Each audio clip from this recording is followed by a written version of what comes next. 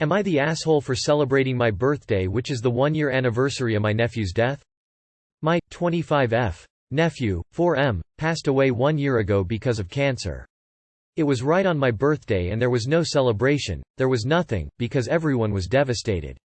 My sister Denise is still grieving, she's in therapy and making some progress, but it's been slow. My family and I try to be as supportive as possible. Birthdays in my family are very important, we throw huge parties. I believe and have been taught that birthdays are important and should be cherished. Yesterday was my birthday. Obviously I felt bad about the anniversary of my nephew's death, but I was also a little down about not being able to celebrate like I used to, and my girlfriend knew that. In the morning, I went to Denise's house, stayed by her side until almost lunchtime. When my mother would stay with her, we didn't want to leave her alone, but no one could stay all day. I went to work and at night, my girlfriend made a surprise at home with a candlelight dinner and a small cake. Something very intimate and for both of us, since my family was in a bad way. I didn't post on social media, but my girlfriend posted a picture of us holding hands and the dinner she made with, "Happy B-Day, love." My mom and Denise follow her on Instagram. I woke up the next day to hundreds of texts from my mom and Denise, asking if I was celebrating even though it was such a sad day, and how heartless I was to celebrate knowing my sister was in such a bad way.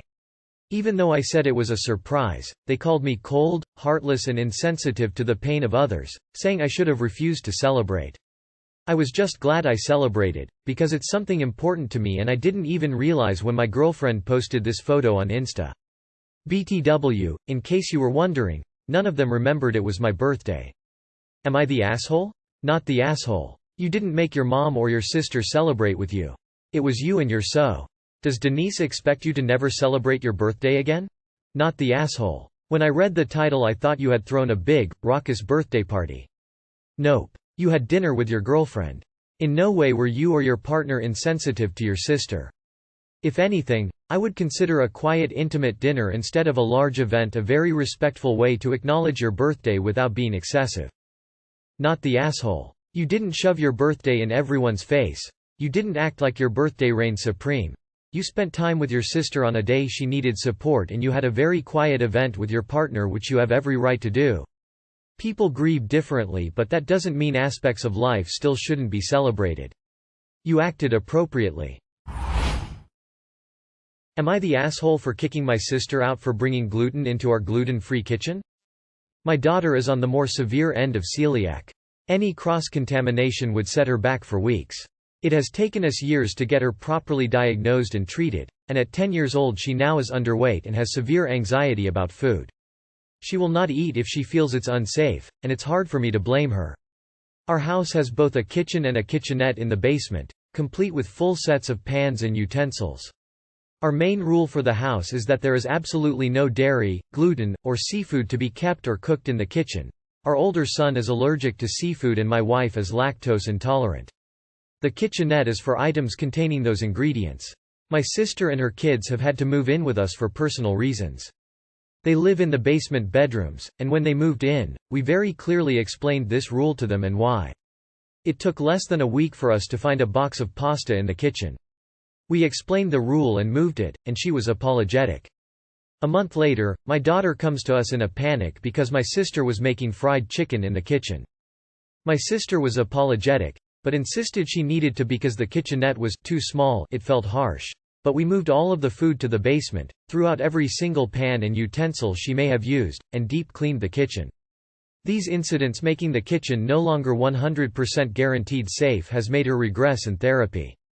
We're working on it, but unfortunately right now, it is so bad again that we have to feed her exclusively takeout from the one gluten-free restaurant around unless we want her in inpatient care.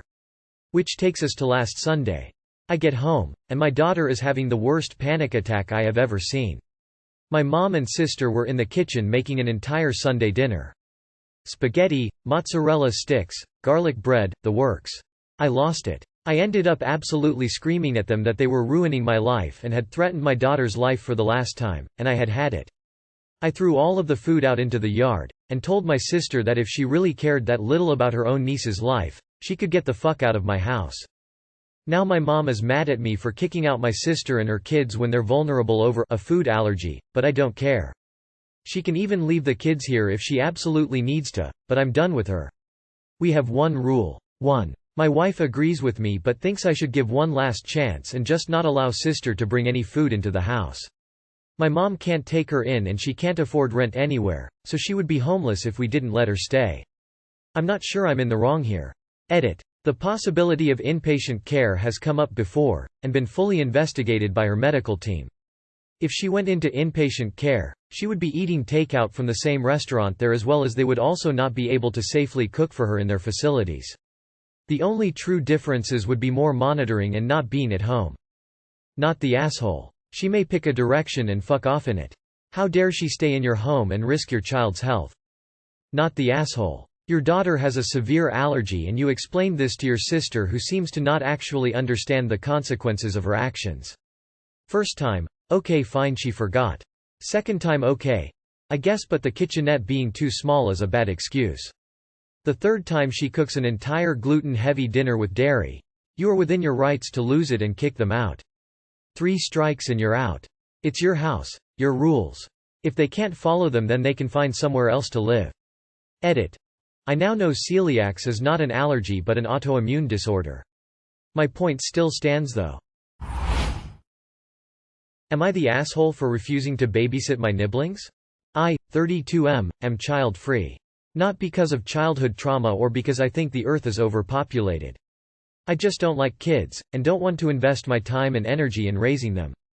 I have an older sister, 35F, and a younger brother, 28M. My sister has 3 kids, ages 7, 5 and 2. I moved out of our hometown when I was 19, so I have never lived close to them. When I visited during the summer, I was more than happy to take the kids out for a couple of outings. But I usually either had one of their parents or a babysitter with me. Now my older sister tends to dump her kids on anyone she can succor. She is a som but the kids spend more time with our parents or our brother. For years now, my brother would call to vent to me about her, about how she just drops her kids at his doorstep and leave, and she wouldn't answer her phone, so he would be stuck with them for hours. I moved back 3 months ago, and from the get-go she wanted me to set a room for her kids in my house. I shut her down hard. I also told her that I will not be babysitting her kids, not unless it is a true emergency and she can't find a babysitter. She thought I was bluffing. The first time she dropped unannounced to leave her kids I didn't open the door. She said that she will be leaving them and I will be forced to act like I decent uncle. I said all that will do is getting the cops called on you for abandonment.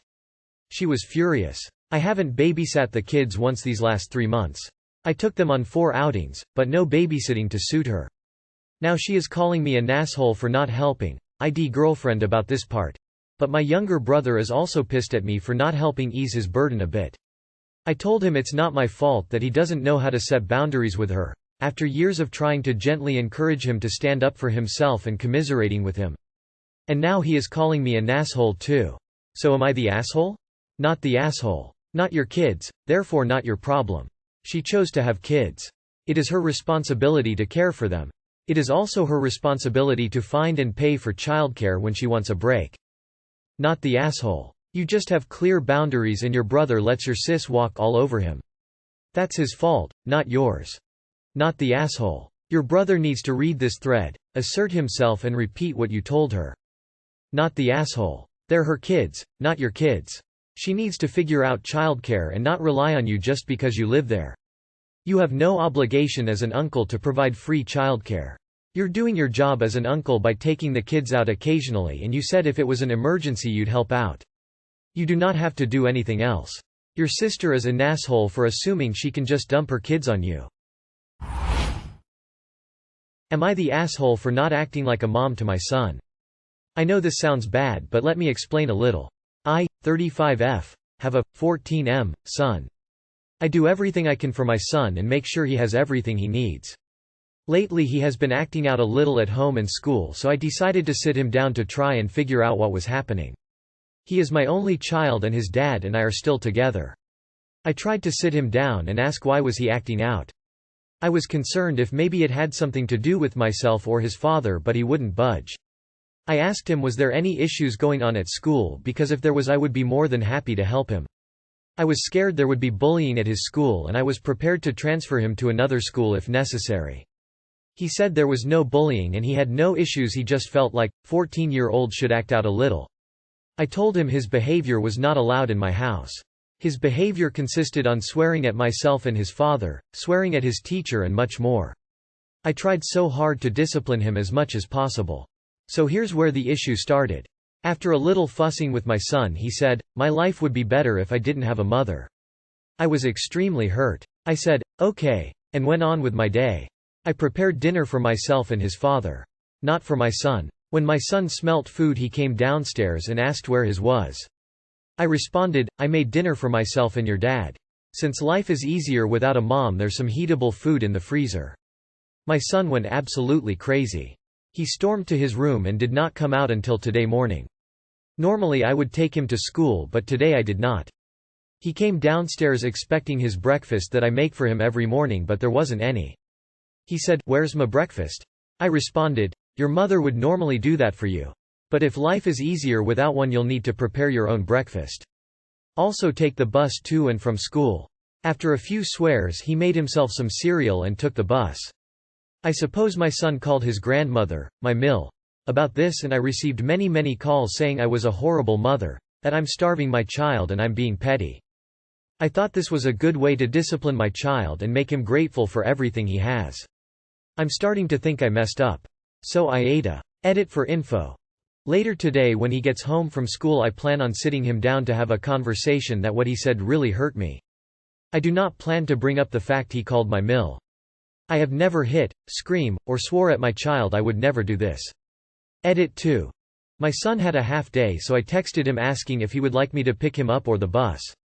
He texted back saying he wanted me to get him. So I did. In the car he immediately apologized for what he said, and he said that his friends were acting out, so he wanted to fit in. His friends got suspended today for something they did and they wanted my son to join. My son did not, and he said he was sorry for how he was acting.